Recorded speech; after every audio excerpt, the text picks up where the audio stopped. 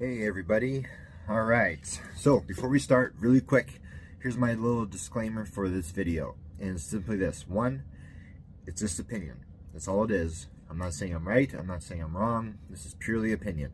Two, it's early in the morning, which means you're working on morning brain here, which means my daytime sensors haven't 100% come online, so you're going to get something nice and honest. Okay, and we're going to be talking about Lord of the Rings versus Stephen King's The Dark Tower. This is the first installment here, The Gunslinger. And for some reason this morning, I got it in my head of the Dark Tower franchise, and I started to really think it through in terms of bringing it to Hollywood. And then I thought, okay, what else is out there that's, you know, a fantasy type thing, but that's epic and huge, and has come out, and we've seen it done. And then Lord of the Rings, of course, is like a default answer. And if you recall, you know, Lord of the Rings, it came out in 2 editions, right? We had our theatrical version, and then we had, when it came time for Blu-ray and DVD, the extended cut. And of course, if you read the book, you know for sure that the extended cut is the way to go, because there's much more detail in there, much more backstory, much more everything that just couldn't fit into the theatrical version due to, I suppose, movie time and that sort of thing. So, how do you approach the Dark Tower? I mean, Hollywood's tried it, right? And it didn't do well at the box office. And I think part of that just simply had to do with their approach. I mean, let's backtrack now. Let's go back in time to Lord of the Rings, right? So, of course, there's a lot of logistics and juggling and legal mumbo-jumbo that has to go on behind the scenes prior to anything getting greenlit. But ultimately, it comes down to, in this case, Lord of the Rings, Peter Jackson walking into the studio and saying, like, I'm summarizing, obviously, hey, let's make a Lord of the Rings movie.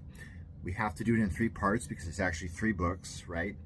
And it's actually 1 story, but we have to do 3 movies because the story's so epic that there's zero way that we can put all the content into 1 single film.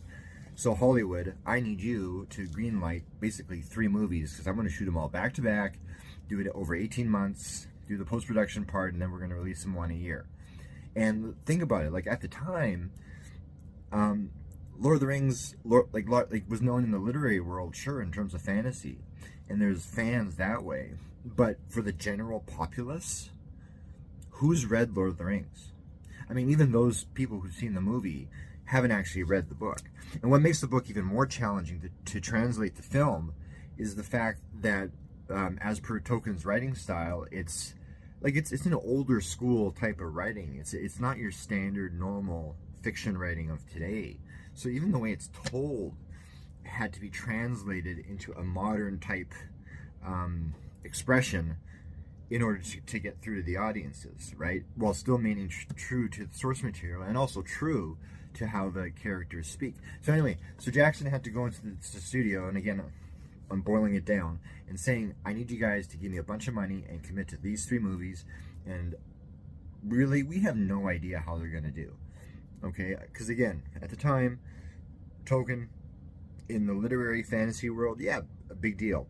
But for general populace, massive gamble, right? Especially on something that scale. And the thing is, the same thing happened with the Harry Potter thing, right? At the time, when Harry Potter, the first movie, came out, I believe, if I remember correctly, there's 3 books in the series published. Rowling was working on number 4 or just finishing number 4, and in publishing time, number 4 had a ways to go before it would actually come out. Then again, that's publishing time, which things are always just stretched and stretched and stretched. Anyway, so they had, again, this idea that we're going to commit to this franchise. I'm not sure exactly what Rowling's contract was in terms of the movie. Like, were they going to make just 1, guaranteed for sure, and then if they did well, they do more, or is her contract say, you know, the option 3 at the first 3, and so she got paid regardless? I don't know. But regardless, they still, Rowling was still in that position of, like, I have this giant story, it's not even done, and yet you guys want to take it to the big screen. You know, And then Hollywood took a chance. And of course, we all know with Lord of the Rings and with Harry Potter, of course, it just blew up and it became this giant success. And I really believe that when it comes to the Dark Tower series, they need to do it with that same sort of approach. They need to hand the reins over to, whether it's a director slash writer or a director and a writer or somebody, and have them come in and say, look, here is our plan. I mean, the Dark Tower series is 7 books long. They get progressively longer as the series goes on, and they get progressively more and more in detail and in depth and all sorts of things going on. And that's the approach that Hollywood needs to think. They have to look at it and go, okay, so let's release the Gunslinger. Let's just do it. Let's pretend we option the movies and we're going to release them. So they released the Gunslinger. It's a gamble, right? Because, and again, general populace, who's heard of the Gunslinger? Not very many people, generally speaking, broadly speaking, right? So it's a gamble, but at the same time, it could be a sure gamble if they have a plan involved, which I hope they would. But anyway, so they say they release the Gunslinger, and let's just say that it does well, like super well. Well, of course, Hollywood's going to be dancing. They're going to be optioning the rest of the series for sure. They're going to put a lot of money into it and try to build and build and build and build, and eventually, have all 7 books adapted over the course of, let's just say, whatever it takes, 8-9 years, maybe more. But the point is, that's one route. The other route is this: what if they release the Gunslinger, and at best they bust even, right? They meet budget, box office returns are enough to cover the cost of the movie, everyone gets paid, everyone's happy, but the profit, if there is one, is small by Hollywood standards. I mean, everyday Joe standards, making $1 million is huge, but by Hollywood standards, that's like making $1, right?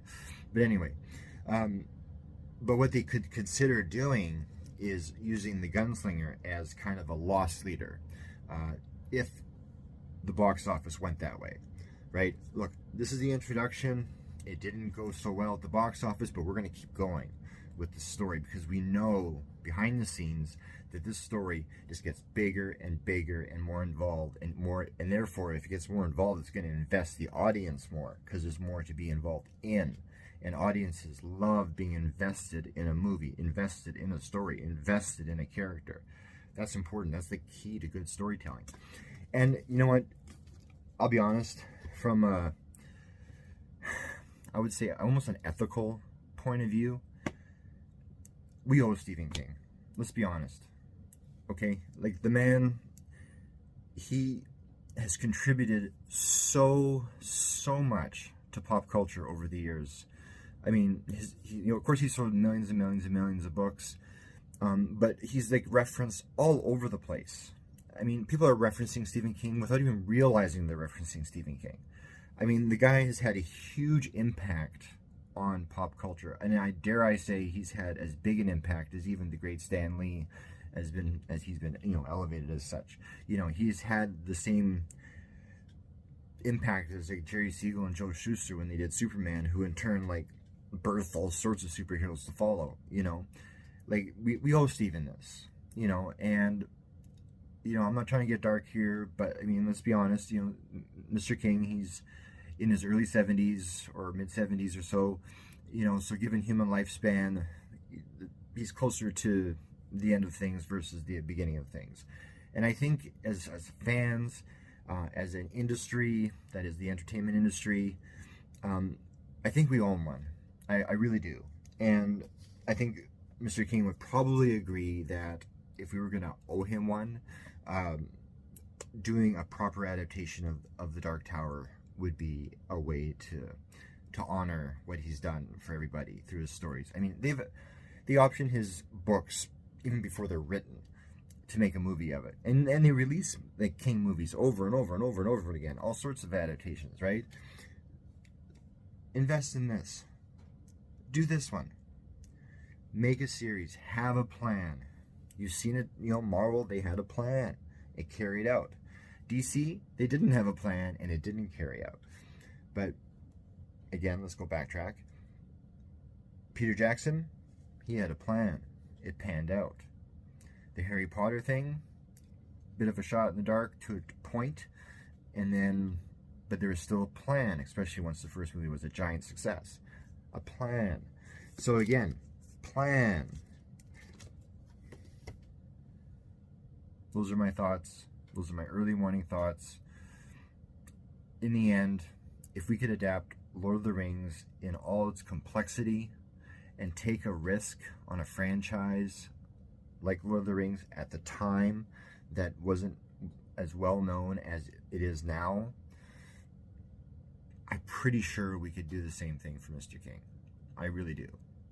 I mean, again, pay the guy back. And I'm talking about money here. I'm talking like pay him back with respect. Pay him back with some honor. Pay him back with some gratitude. You know, and then I'll wrap up with simply commenting quickly on Mr. King's character. He is a good guy. You know, yeah, sometimes people disagree with some of the things he says, but we disagree with what anybody says. It doesn't matter who they are. We always disagree with other people's opinions. So like that's a non-issue. But you know, he's approachable. Apparently when you talk to him, he gives you the time of day. He's down to earth. He doesn't use his position in the publishing industry or even in the entertainment industry as some sort of lordship. He's just a regular guy. He came from like the most humble beginnings, and you know, escalated from there. But like, yeah, let's just give him some thank you. And I think adapting The Dark Tower with a plan could be done. I mean, if you could do something like Lord of the Rings, look how thick this sucker is. That's all 3 books. Like, if you could put this with all its dense history and genealogies and sightings of past events and all the rest, the different ages of man, etc.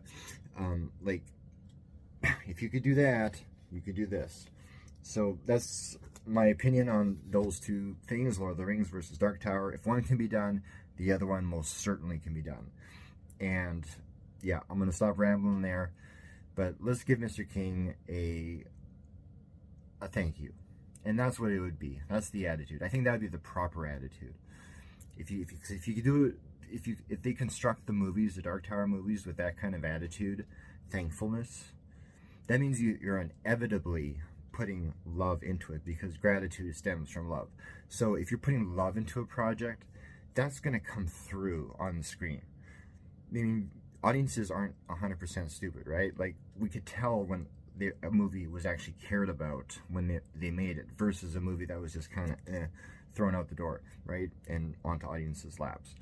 So yeah, put some care into it, put some gratitude into it, put some honoring of what Mr. King has contributed to pop culture and to the literary world and to countless writers out there and other creators, artists who are inspired by his works, and they draw up like it and other characters, you know, to do that fan art. I mean, yeah, okay, Hollywood, you got enough money. Let's put some towards this, and let's honor Mr. King and get it done. Okay, thanks for tuning in, everybody. I appreciate you listening to my rambling, and that's my little Dark Tower versus Lord of the Rings video and opinion on where I think what they should do in regards to a movie approach to the franchise. So, as usual, like, subscribe, comment. I would love to hear your opinions in the comments, actually, so feel free to do it. Yeah, we'll see you next video. I'm going to finish off my morning coffee here, and I wish you all the best. And by the way, on the date of this recording, it's Festivus, so happy Festivus! Make sure you stay strong during the feats of strength. Take care.